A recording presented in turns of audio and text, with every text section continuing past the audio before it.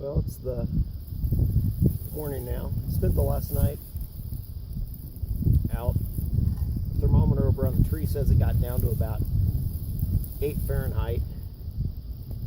I guess I believe that. It just didn't really quite seem that cold.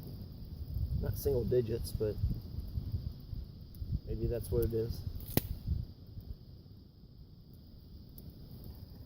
Slept in my little East German Army poncho lean-to I threw up last night in the dark. Have a little space blanket in there for to help reflect some of the heat down to me. Didn't bring the warmest sleeping bag, kind of on purpose. Wanted to try to rely on the fire a little bit more to keep me warm. But I had that sleeping bag with a Army poncho liner over the top of it for at least part of the night. I forgot I had it at first. I had to actually get out of bed to put it on me.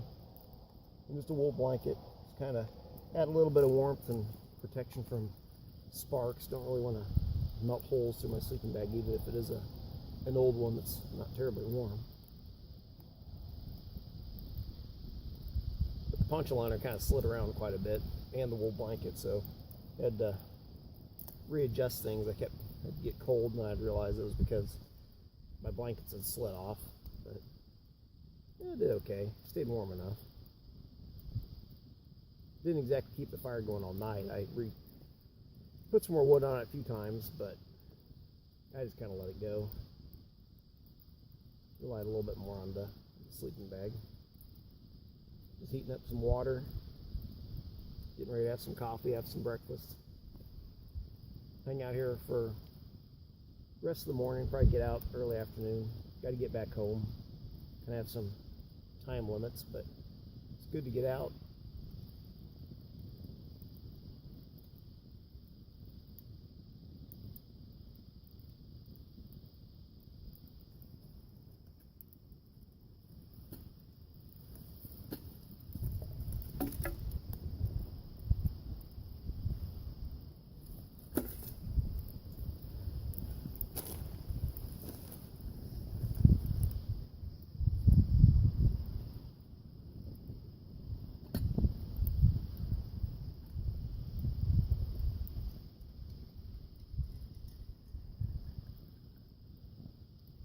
Trying out this Morris pot that I got from Four Dog Stove Company out of Minnesota. This is the pot that Morris Kohansky really loves the design, and it's a really handy smaller pot for boiling water over an open fire, or over a camp stove, or I've even used it on the stove at home, kind of playing around with it, making camp coffee in it. Could have made camp coffee in the pot this morning instead of using this filter thing, but I just have the water that I carried out here with me last night, so I don't really want to make coffee in the pot and then have to waste water kind of cleaning it out to boil water for other foods. So I'm just going to go with this thing. It makes good coffee too. Camp coffee's great. Nice and rich. The grounds, it's kind of sinking at the bottom. I wouldn't say floating around because they don't really float around, but that doesn't bother me in the least bit. But this is good too.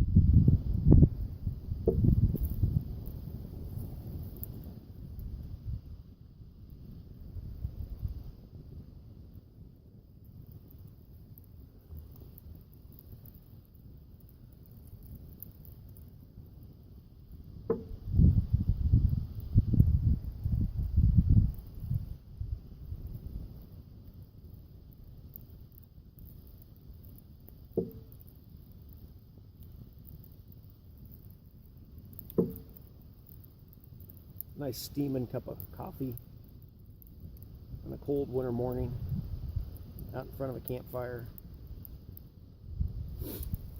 Yeah. Hard to beat.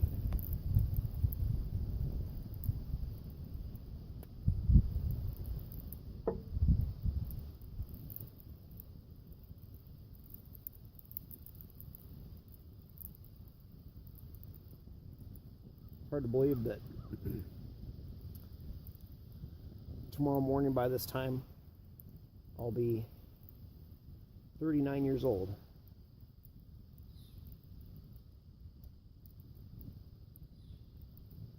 One year of being in my 30s.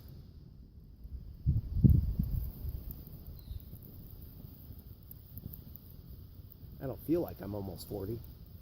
Guess I don't know what being 40 is supposed to mean, how it's supposed to feel. Probably doesn't feel like anything, but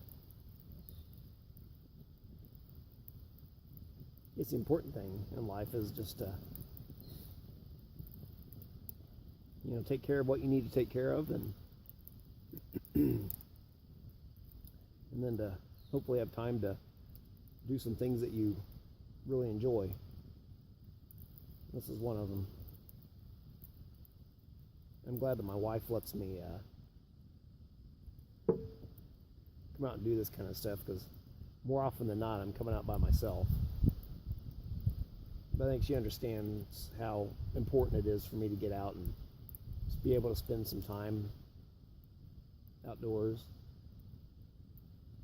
Sometimes it's important for me to probably just come out and spend some time outdoors by myself, all alone. Even though I think most of the time, having my wife with me would be great. She's usually busy, or it's cold enough that only crazies like me and like a lot of us, that will come out and enjoy it. Some people just don't get that. Don't get the attraction of coming out when it's actually really cold and coming out and being quite comfortable doing this. If you're equipped right and you have some idea what you're doing, it's a lot of fun. Quite preferable, quite frankly. I love camping in the fall or the spring, but I think overall I kind of enjoy these winter campouts more. It's more of a challenge. A number of weeks ago, somebody kind of really randomly asked me what I enjoyed most about camping. And, that was a question that I had never quite had anybody ask me, I guess. It's just such a kind of a basic question that I just I'm not sure I'd ever quite thought about it, or at least thought very deeply about that sort of a question. And I think what I kind of came up with was that while I enjoy camping because it gets you outdoors, and I love spending time outdoors, and what better way to spend time outdoors than to come out and for a short period of time live out there. But what kind of surprised me is of the conclusion that I kind of came up with was that kind of the other big reason I think I enjoy camping is that I enjoy the processes that are involved with living outdoors for a short amount of time. There's, a process involved with putting up your shelter or whatever type it is, whether it's a tent or you're living a little bit more adventurous and stringing up some tarps or building some sort of debris shelter. There's a process involved in that shelter. There's a process involved in your fire, whether it's for cooking or warmth or both. You have to go out, you have to get the wood, you have to, fire lighting, and there's all sorts of processes you can use in that. And lately, it used to be all about trying to get that fire started with one match. But over the years, I've learned not to trust matches so much because I don't know if they just make them more poorly nowadays than they did, 20 some years ago, but they don't always seem to light up very well. So I always carry a ferro rod, and I like using that. And lately I've been using a little flint and steel set. So I figure if you can light a fire with flint and steel, you can probably do pretty well with a ferro rod. There's all these processes that are involved, process in laying your sleep system out, your pad, your sleeping bag or whatever, or the spruce boughs underneath you for insulation, keep warm. There's all these processes, and I kind of like thinking things through, seeing how things work. Just the kind of person I am. And I enjoy these processes. Processes and kind of related to fire, using camp stoves. Camp stoves are kind of my toy. I have, I don't know how many of them.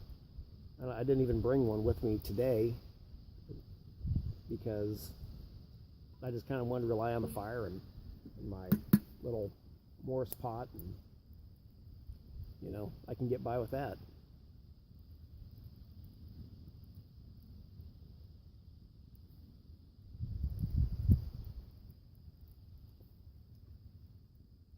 But it's kind of especially in the winter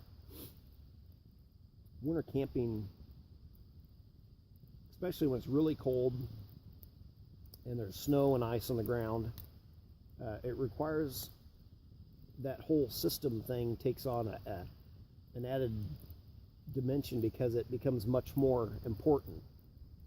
You have to do certain things, otherwise you're going to get into trouble. If you let all your water freeze on you overnight and you don't have a plan of how to get something melted, like in an environment such as this where there's really no water source outside of what I brought. There is a creek, but I don't really want to mess with that if I don't have to. If there's a lot of snow around, you don't have to worry about your water freezing because you just melt snow or get it out of the lake, chop a hole in the lake. But you have to have a plan for your water. Certain things like that. You have to make sure that you're not going to get soaking wet because you're going to be freezing cold. Winter camping requires more foresight. You have to be more careful. It's not as forgiving of those mistakes. In the summer, when it's nice and warm, you can practically do whatever you want, as carelessly or stupidly as you want. Get yourself into whatever trouble you want, and it's probably not going to really matter because all you have to do is just kind of fix whatever that situation is at hand, and you'll be fine. In the winter, you might you might get yourself into trouble, and you're going to find yourself wet, dangerously cold, hypothermic, with all your water supply frozen, just any number of things. So you just have to, or you might drop some of your equipment in the snow, and snow blows over it, and you can't find it. You have to really watch those sorts of things in the winter.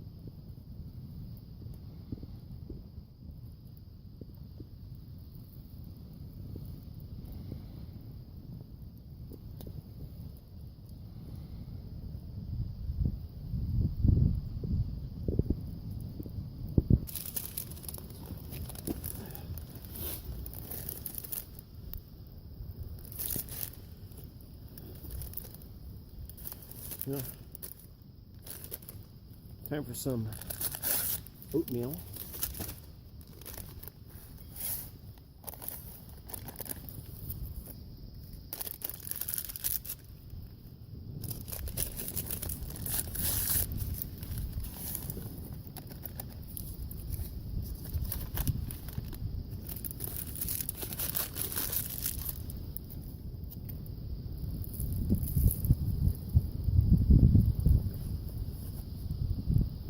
leather gloves. Very, very useful.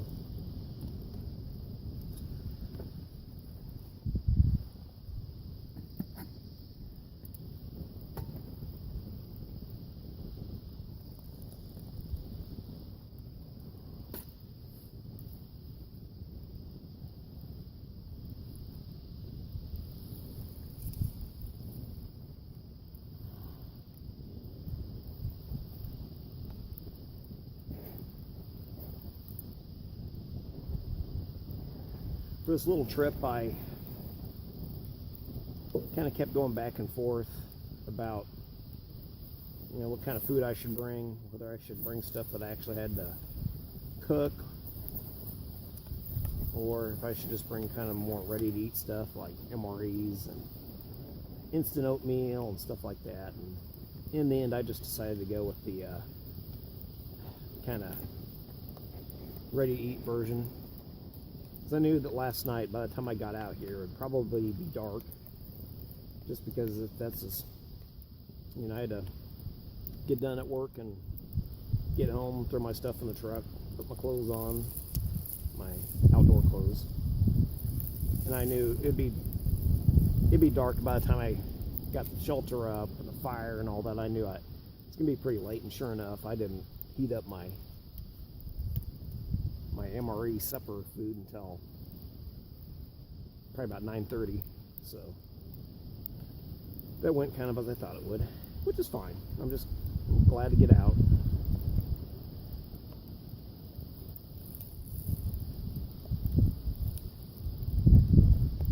The old Sierra Cup. I don't even know if they make decent quality versions of these things anymore, but I guess the large size Sierra Cup. I think the classic Sierra Cup is that like 8-ounce size or whatever. And I have one of those, but it's not as good as quality as these. This is an old Coleman Peak 1 that probably got it like 25 some years ago.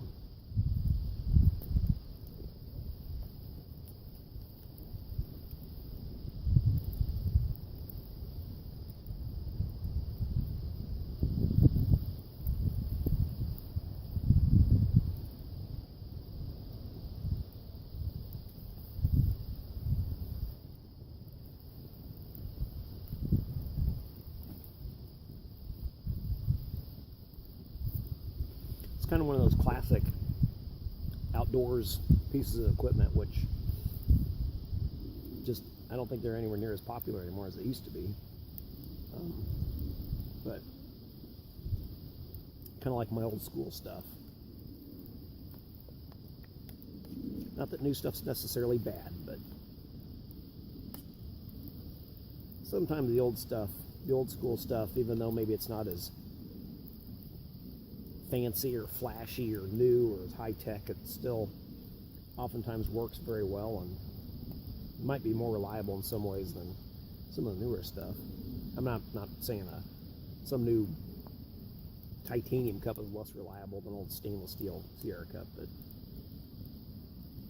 certain other things that may play a role.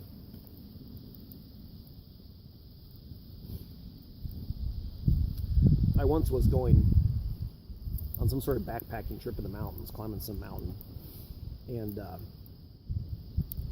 I wanted to take reasonable steps to keep my weight down that I was going to be carrying my pack. So I was trying to decide what type of bowl or cup I should bring. So I pulled out a scale and I measured one of these Sierra cups and compared the weight to some like plastic mug I had, and I was actually rather shocked to find out that this stainless steel Sierra Cup was actually lighter than that plastic cup. So needless to say, I brought the Sierra Cup.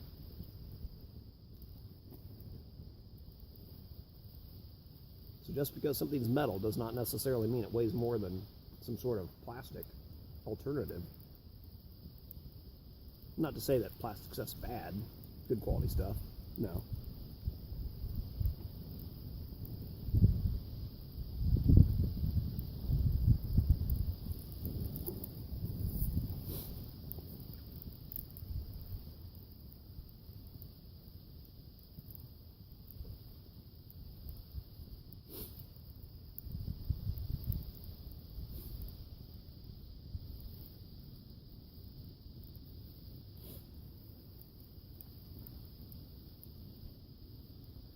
Wildlands of Kansas on a cold February morning. Yeah, there are some trees in Kansas. Some of them are native. I don't know if a lot of these are. Some of them are, but... And not all of Kansas is flat. There's some pretty good hills. This part of the state is... There's hills here. They're not the tallest. A little further east of here, they have some pretty decent hills. A lot of fun to go bike riding out there because you actually get some climbing and some descents in. Here it's a little bit more flat, but still good riding here.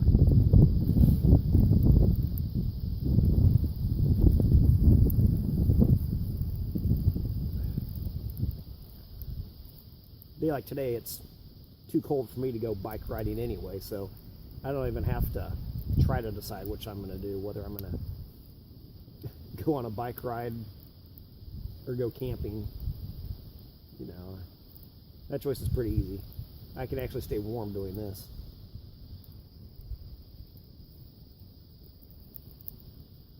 It's too cold to fish.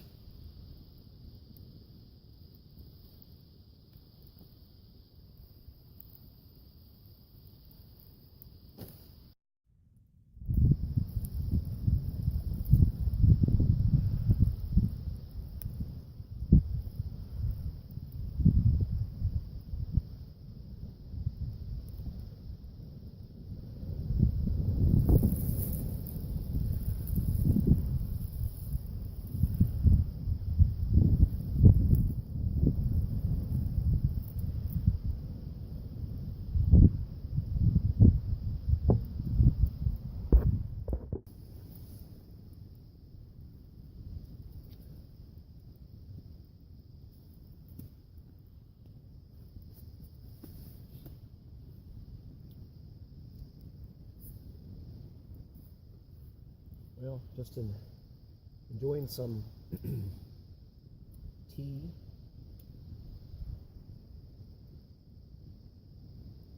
Enjoying my nice warm fire. A little bit longer, but I think once this burns down, I'm gonna start packing up and getting out of here.